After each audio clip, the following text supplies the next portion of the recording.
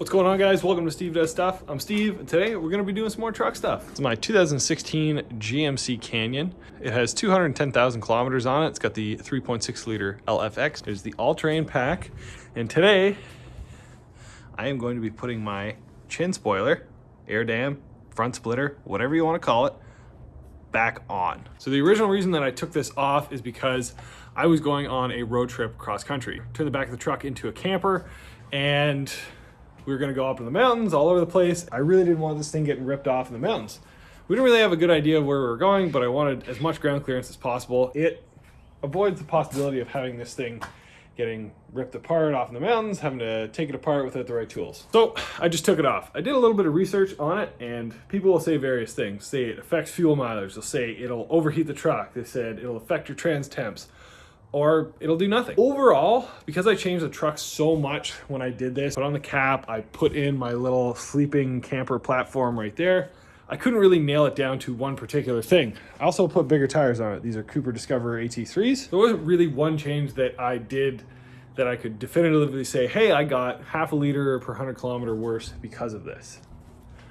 What I can absolutely say did change was my trans temperature, and I think I know why. So my drift car, right down there, BMW E46, stripped out, weighs about 3,000 pounds, for argument's sake. On a 2,000 pound trailer, that's 5,000 pounds plus 1,000 pounds of gear in the back of this thing.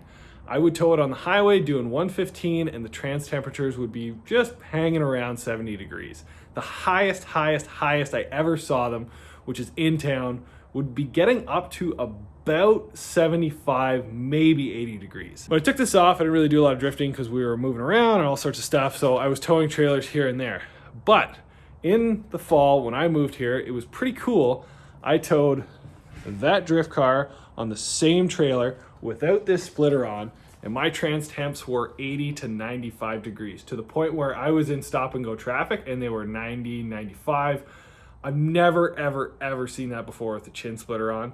And here's my theory as to why. So from everything that I am told, the trans cooler part of the radiator is right here. So all of the air coming in through here passes through the radiator. So after it passes through the radiator in here, there is just basically a giant space in front of the motor and behind the radiator, which I am assuming is gonna build up as a high pressure zone. There's no real clean way for the air to get out. It's not gonna slip down out here. It's not gonna slip out there. You got a really high pressure air zone right here. And this area of high pressure here is kind of just like swirling, doing nothing. Now, my theory with the chin splitter is high pressure wants to flow to low pressure zones. And I'm not a science man or anything like that, but I have basic understanding of it, at least I think. So you tell me if I'm wrong or not. So we got this area of high pressure essentially up in here of all of this hot air swirling around in here. When you have the chin splitter, it hangs down here. So all of the air rushing under it is high pressure here, but it creates a low pressure zone, which will start to swirl and suck that hot air out and push it back with the chin spoiler on here. Now, if we take it off, all we've done is eliminated this low pressure zone here.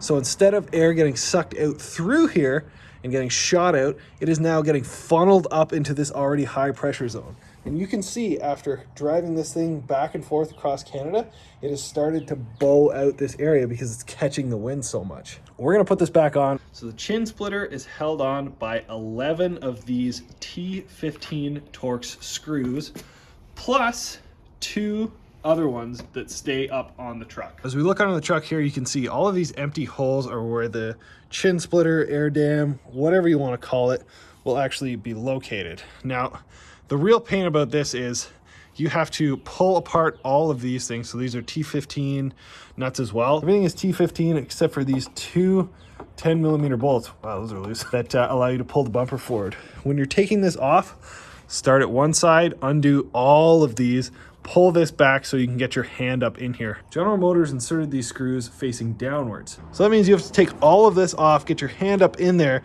and start to unscrew it. And you're never gonna guess, you're not gonna be able to fit a drill up in there. So it becomes a huge pain in the butt, and you gotta mess around with wheel liners and everything like that. And it's a bit of a nightmare.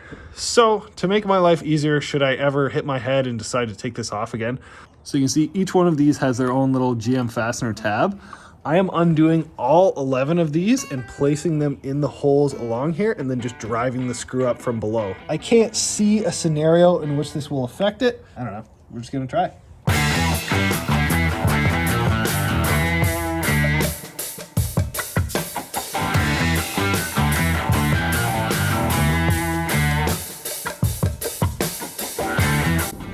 There's our 11 T15 screws, and there's our 11 fasteners. Let's go under here, pop these on, and hopefully it'll be nice and easy.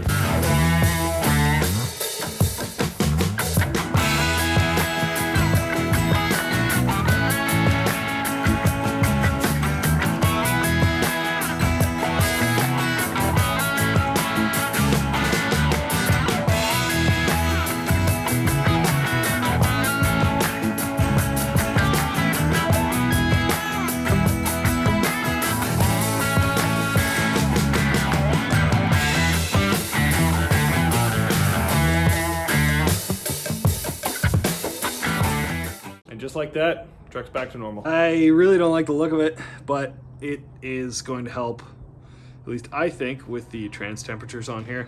That's basically it. Take it off, don't take it off. It doesn't matter to me. But if you're towing and using this thing, I would say absolutely keep it on and just watch the parking curves. Hope this helps somebody out there. Thanks for watching, guys. See you next time.